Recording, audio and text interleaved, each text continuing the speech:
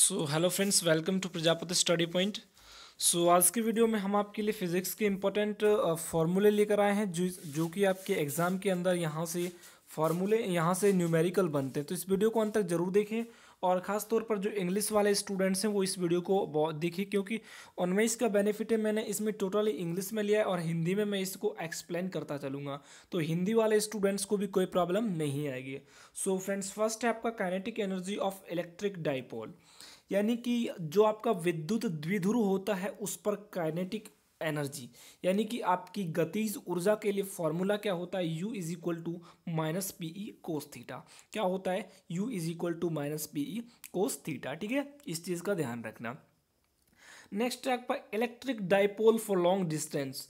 Long distance के लिए जो इलेक्ट्रिक डाइपोल होता है, बड़ी दूरियों के लिए विद्युत द्विध्रुव होता है, जो उसकी वैल्यू होती है कैपी अपॉन आर क्यू। ये मैं वो क्वेश्चंस करा रहा हूँ जहाँ से न्यूमेरिकल बनने के चांसेस होते हैं। Last time navy double A के एग्जाम के अंदर यहाँ से न्यूमेरिकल नहीं, ये क्वेश्चन ही डायरेक्ट पूछ लिया गया था। Which state is correct for which following state is correct, यानी कौन सा जो आपको स्टेटमेंट दिया हुआ वो करेक्ट है, नीचे दिए हुए। ठीक है, तो वो आपसे पूछा गया था तो स्थिति ऊर्जा के बारे में, तो ये क्वेश्चन ऐसे आया था।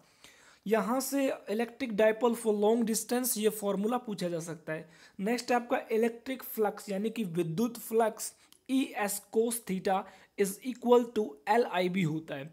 विद्युत फ्लक्स इलेक्ट्रिक फ्लक्स है, उसकी जो यूनिट है वो होती है वोल्ट इनटू मीटर। क्या होती है guys, volt into metre, right. ये आपकी होती है इंटेंसिटी।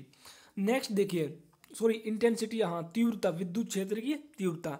इलेक्ट्रिक डाइपोल मोमेंट, विद्युत द्विध्रुव आघूर्ण P is equal to Q dot D होता है। क्या होता है, P is equal to Q dot D. Next यदि मैं बात करूं इलेक्ट्रिक पोटेंशियल, इलेक्ट्रिक पोटेंशियल है आपका, वो क्या होता है, V is equal to W बटा क्यू। यानी कि जैसे इसे हिंदी में मैं बात करूं तो विद्युत विभव इसे हम बोलते हैं। ठीक है, किया गया कार्य और परीक्षण आवेश, कौन सा आवेश, परीक्षण आवेश का अनुपात है जो विद्युत विभव इलेक्ट्रिक पोटेंशियल के इक्वल होता है। नेक्स्ट देखिए, नेक्स्ट क्वेश्चन है आपका capacitance. Capacitance C is equal to 4 pi epsilon naught R होता है। अब देखिए यहाँ से कैसे न्यूमेरिकल बनता है, जो कि आपके एग्जाम में पूछा जाता है।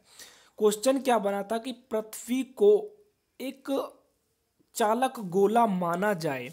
यदि पृथ्वी को एक चालक गोला माना जाए तो पृथ्वी के लिए धारिता का मान क्या होगा।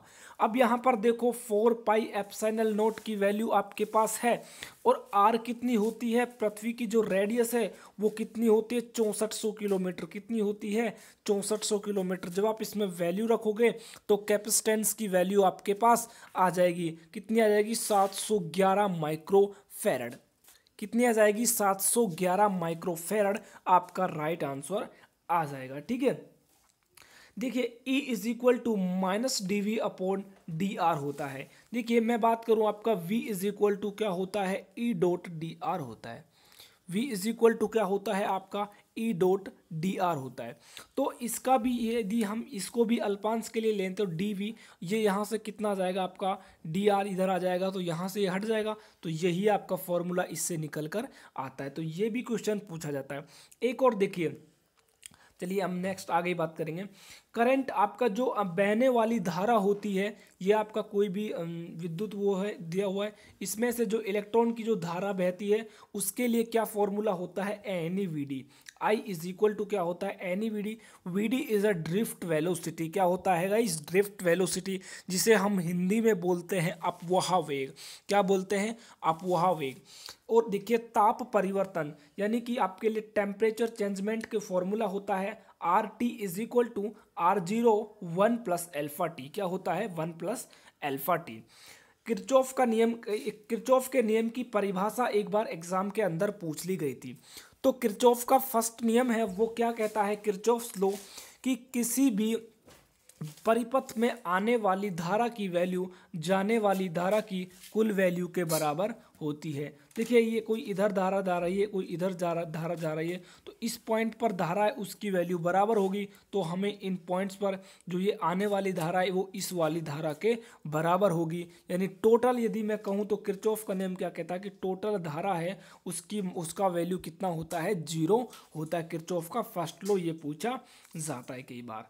नेक्स्ट देखिए व्हीटस्टोन ब्रिज क्या होता है। व्हीटस्टोन ब्रिज ये आप इस तरह से व्हीटस्टोन आप ब्रिज बनाएंगे, कुछ इस तरह से, ऐसे मान लीजिए ये आपने व्हीटस्टोन ब्रिज बनाया। तो यहाँ पर जो PQRS होता है उसका जो रेशो होता है वो किस तरह से होता है, P/Q = R/S। आप इसे ऐसे भी लिख सकते हैं L/100 - L = R/S।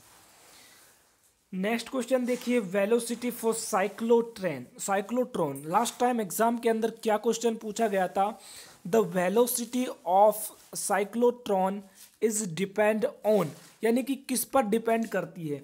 एक क्वेश्चन तो ऐसे पूछा गया था और एक क्वेश्चन ऐसे पूछा गया था कि जो साइक्लोट्रॉन की वेलोसिटी है वो द्रव्यमान पर किस तरह से निर्भर करती है, डायरेक्टली प्रोपोर्शनल होती है, इनडायरेक्टली प्रोपोर्शनल होती है, या किस तरह से वो होती है। तो ध्यान रखना, सबसे पहले तो फॉर्मूला देखो, V मैक्सिमम = QBR/M होता है। क्या होता है, QBR/M। तो V is directly proportional 1/M हो जाएगा। यदि इस बार ये क्वेश्चन आए तो आपको इसके अंदर गलती नहीं करनी है। V is directly proportional 1/M। M is a mass, ठीक है। नेक्स्ट देखते हैं हम, नेक्स्ट क्या है हमारे पास। नेक्स्ट क्वेश्चन देखिए, ये क्वेश्चन भी बहुत रिपीट होता है।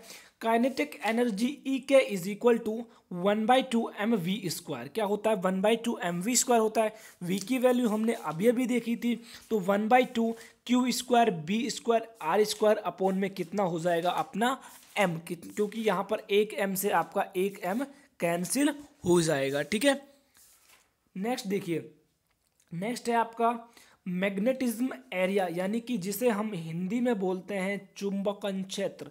मैग्नेटिज्म एरिया होता है, उसके लिए फॉर्मूला क्या होता है, H = B/μ0। क्या होता है, H = B/μ0, या हम इसे कह सकते हैं NI/L, where N is a फेरो की संख्या, ठीक है। ये आपके N है जो फेरो की संख्या होती है। अब मैं बात करूं आपके नमन कोण के लिए, ये आपके इस तरह से जो नमन कोण होता है यहाँ पर थीटा बनता है, ये नमन कोण है, ये tan इनवर्स BV/BH होता है। क्या होता है, ये BV/BH। तो यहाँ से भी कई बार न्यूमेरिकल पूछ लिया जाता है।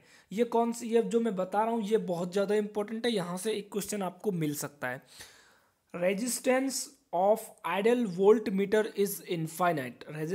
Resistance of ideal voltmeter is infinite and resistance of, ये अमीटर के लिए मैं बात करूं तो अमीटर के लिए कितना होता है, 0 होता है। कितना होता है अमीटर के लिए, एक आदर्श वोल्टमीटर है जो उसका प्रतिरोध कितना होता है, इनफाइनाइट होता है। और अमीटर की मैं बात करूं तो अमीटर के लिए कितना होता है, 0 होता है। नेक्स्ट देखिए IRMS, यानी कि धारा का वर्ग माध्य मूल मान। धारा का वर्ग माध्य मूल मान है जो वो कितना होता है, I0/√2। I0 क्या होता है, ये धारा का शिखर मान होता है, यानी कि हम इसे कह सकते हैं the peak value of current. कितनी होती है, पीक वैल्यू ऑफ करंट। एक बार इसमें पूछा था कि what is the value of IRMS, तो ये होता है आपका 0.707, ठीक है, 707√I0।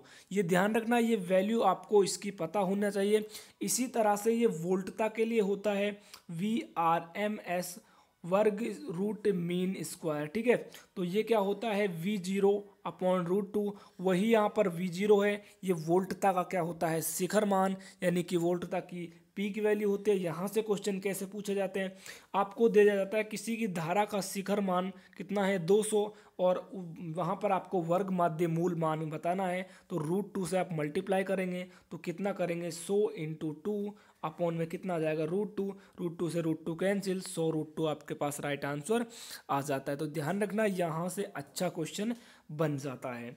नेक्स्ट देखिए dimension of under root L C. तो dimension of under root L C ये आपसे कई बार पूछा जाता है प्रतिबाधा के लिए, ठीक है। तो यहाँ पर जो आपका T1 है यानी कि ये जो इसकी विमा है वो किसके बराबर होती है, वो समय के बराबर होती है। किसके बराबर होती है, टाइम के बराबर होती है। अब मैं बात करूं अनुनाद आवृत्ति, resonance frequency. Resonance frequency 1/√LC होता है। क्या होता है गाइस, 1/√LC होता है। नेक्स्ट देखिए यहाँ से एक न्यूमेरिकल आने के चांसेस बहुत ज़्यादा होते हैं। ये आपकी कोई भी आपको क्या दिया हुआ है, ट्रांसफॉर्मर दिया हुआ है और उसकी करोड़ के लिए आपसे ये फॉर्मूला है वो आपका बना होता है।